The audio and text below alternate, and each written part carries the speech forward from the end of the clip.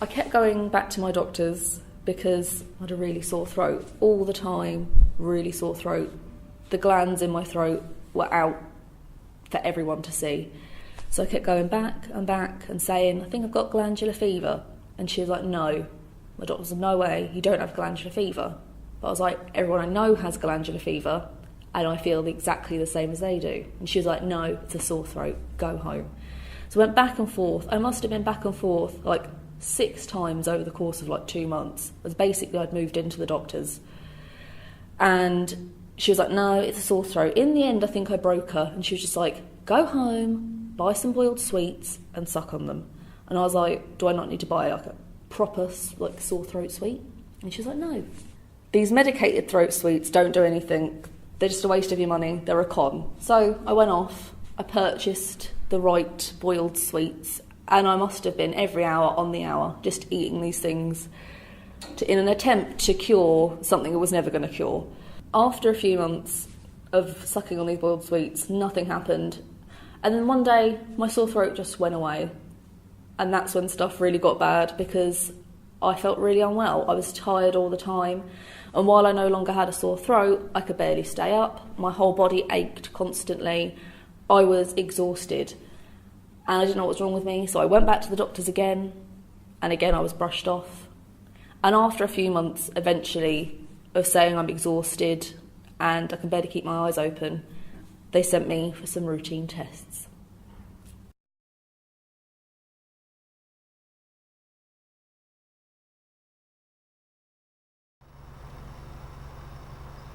So I was sent for lots of tests over many months, most of which were just blood tests. Your normal kind, you fast for 12 hours and then find out nothing kind. So I'd had one blood test and I went to my doctor, and it wasn't my normal doctor, it was just some guy that was sitting in for her. And I was like, well, what has the blood test said? Because at this point, I think they were just checking for everything. And he said, oh, it's not good. Long pause. So me and my mum were just like, what do you mean it's not good?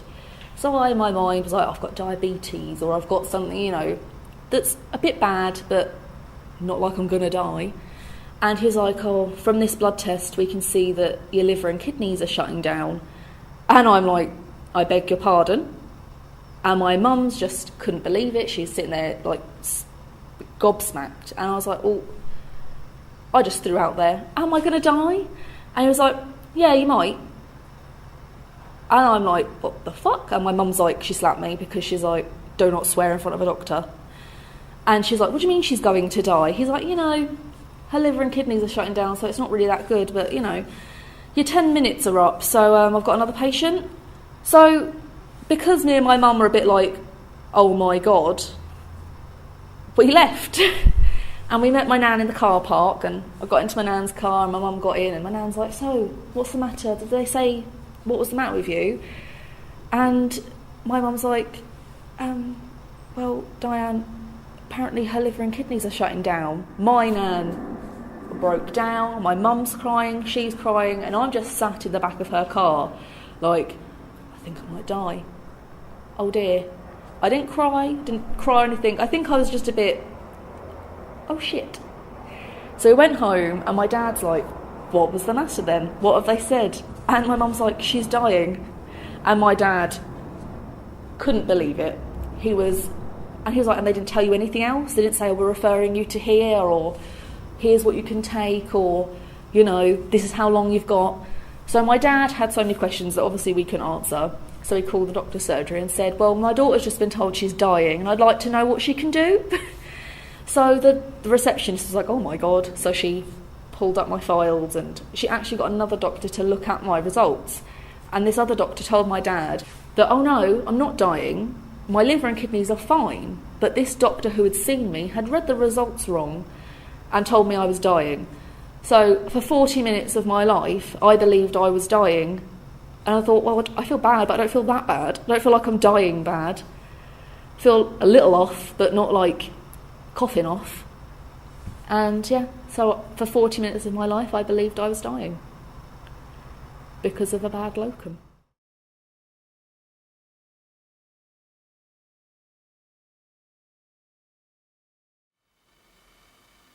It was my first paediatrician's appointment, so me and my nan went up to the hospital and they had to weigh me.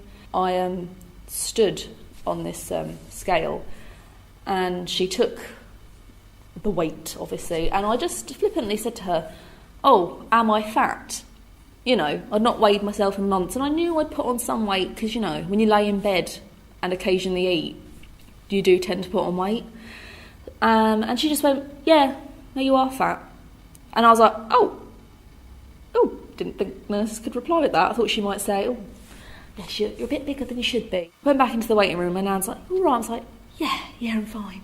And that has stuck with me, that moment, since then. The ringing in my ear of, "Yeah, you are fat." I mean, it was bad enough. I was pretty depressed at the time. I didn't know what was the matter with me. And ME does cause depression. And she's like, "Yeah, you're fat." And I'm like, oh. Now I could be 6'2" and I'll still hear that nurse, who by the way was kind of fat herself, say, "Yeah, you are."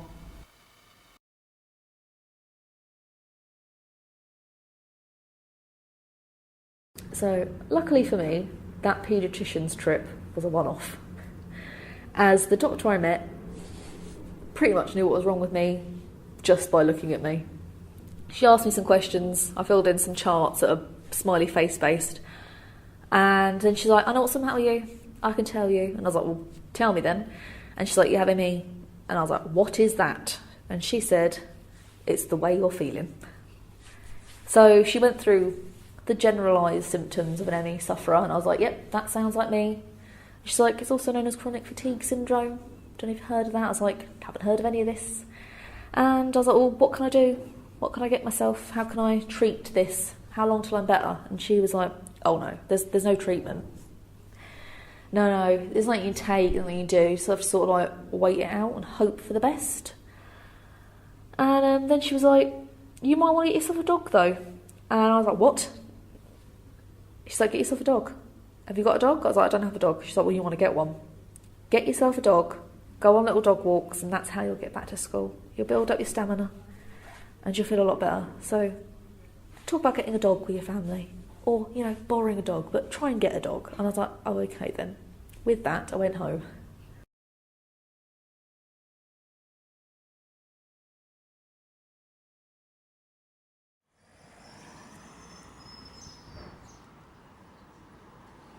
I went home, I burst through the door, and I was like, "Mum, Dad, I know what's wrong with me."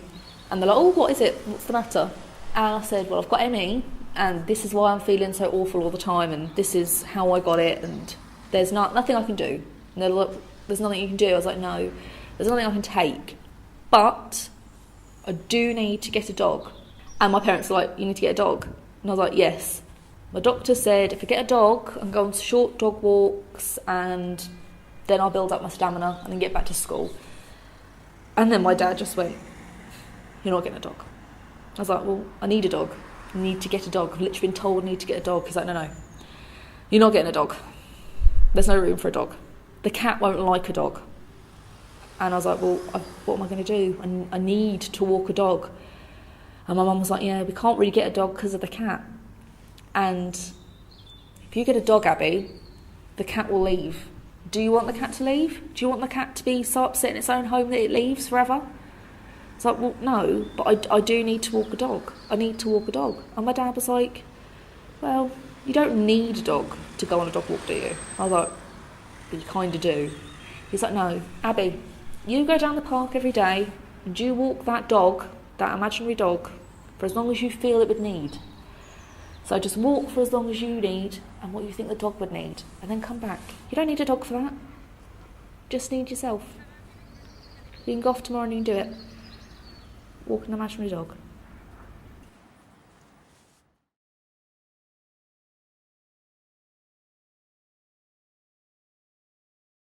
So from being told that I needed a dog to going back to school, I think it took about 8 months.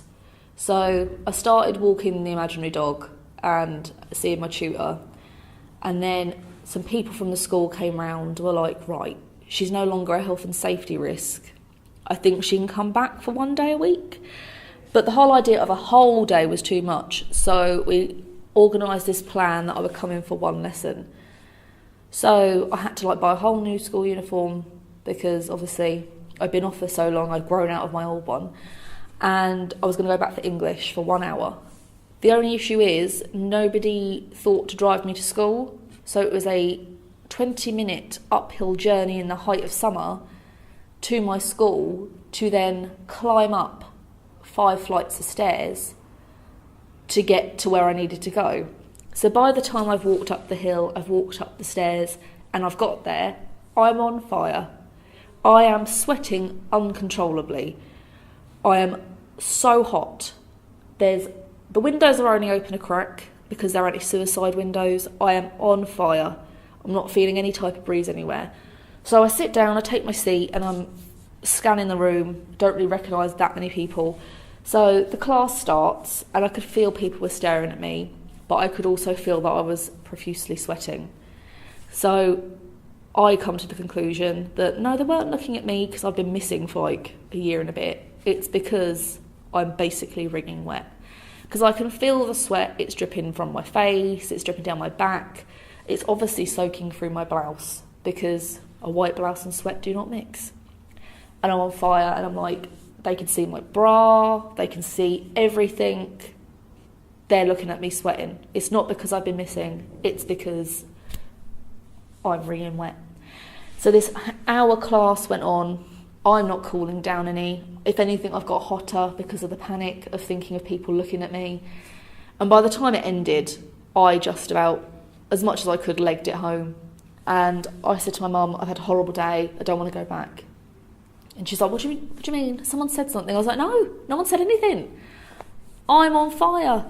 It's too hot. I'm sweating uncontrollably. I can't do it. Everyone was looking at me because I was sweating and it was soaking through my top. And my mum was like, I'm sure it wasn't sweating through your top, darling. I was like, it was. I saw it. And she's like, oh, well, what can we do then? I said, I don't know, never go back. And she's like, no, you have to go back. You've done one day. And we've spent the money on the top and the trousers. So my mum was like, I guess I could just spray you every day with deodorant. I was like, what? She's like, every day before you go to school, I'll just spray you with antiperspirant and that'll stop you sweating. So that's what we started doing. I would basically, before I left, take my blouse off, and my mum would spray my back, spray my front, even spray my face until I was dry. And then I would set off again uphill for 20 minutes in the height of summer because still nobody thought that's the issue. And yeah, it stopped some of the sweating, but I was still a little moist. And it wasn't for months that I didn't say, you know, can someone drive me? Because it's still pretty hot and I'm getting pretty tired on the way there. Like the whole build up, the walk, that's tiring me out before I even got there, and I can't really do an hour of science under those conditions. So they called the school and was like, she's too tired, she can't do it, she can't do the walk. And so they were like, instead of saying to my parents, oh, could you not drive your daughter to school? They went, oh, I know what we'll do. We'll send the school nurse in her 4x4 to come pick your daughter up, to drop her off at school, where she already works. And, you know, then Abbie can make her own way home because, you know, it's all over by then, we don't need her now. So, yeah, for about 2 months, the school nurse picked me up for the days that I went to school and drove me back to the school, which did help with the sweating, but still I had to make up a lot of stairs. I was still quite nervous. I've got ME, I sweat very easily. It doesn't take much.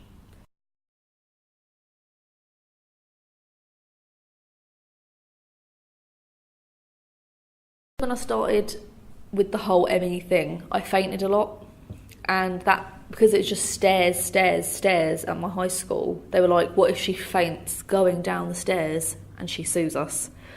So they were kind of like, get out, don't come here because you're gonna like sue us.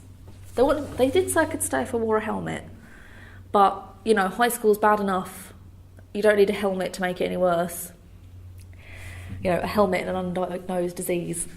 So I wasn't allowed in school for ages, and then eventually obviously I got a tutor and all that, and then I started going back. But obviously a lot of teachers wouldn't have me.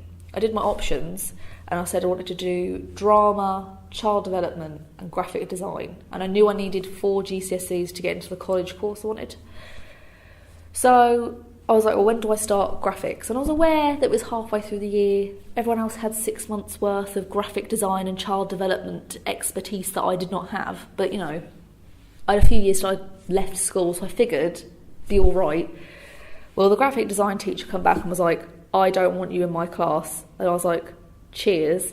He's like, you've missed too much and I haven't got time to be teaching you. And I was like, okay, right. And then drama was like, it's basically PE, you can't do that. The benefit of ME is not being able to do PE. You know, every cloud.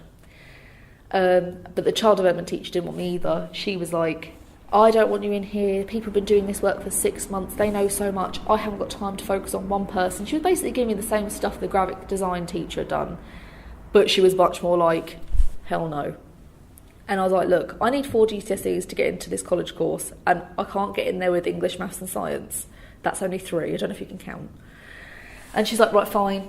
You can come to the double lesson on Friday and we'll see how you get on. And I was like, look, I'll catch up. I can do it. It's child development. It's not that hard, surely. It's just children, and I've been one of them. So I turned up on the first day, and I sat next to my friend Amy, and I was like, yay, someone I know.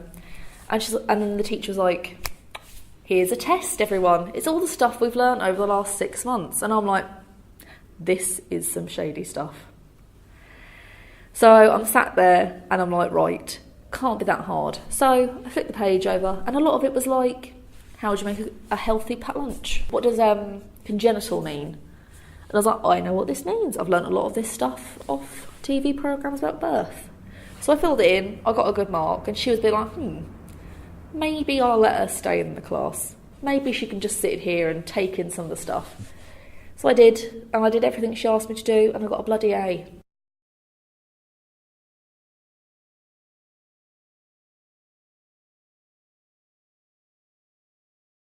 When I was off, there was a lot of rumours, and my friend Esther would send me a lot of like the rumours. So some people thought I'd moved, very normal. Some people thought I was pregnant. Some people thought I'd gone to prison. Some people actually came up to my mum and said they heard I had cancer and that they were sorry for like her ordeal of having to deal with a cancer-stricken daughter. And some thought I was dead. So when I turned up the first day, like before and after the sweat, everyone was a bit like, ooh, 1, who is she? Or 2, like, oh, she's back. She's not dead. And she's not had a baby. She's clearly not moved. So people held back on the first day, but when I started going back a bit more and people were a bit like, oh, it's not a one-off, that's when the questions started. I'd say in a day, I'd probably have about 6 people, that's in the space of like 2-hour lessons, have people come up to me and just be like, what's the matter with you? Where did you go? And it wasn't like a one-off answer. Like I'd say, oh, I've got ME and that's why I've been off and this is what it does and now I'm back. It would be like they'd ask me on the Monday and then they'd ask me on the Friday, the same person. It'd be like, I should have printed out a fact sheet and been like, here's the facts on ME and why I've been off. And then some people got it confused because obviously ME and MS sound very the same. So my friend come up to me, I'd probably been back like 2 weeks, and she hugged me and she's like, oh, Abbie, I'm so sorry. I was like, about what? And she's like, you're dying, you've got MS. I was like, I do not have MS.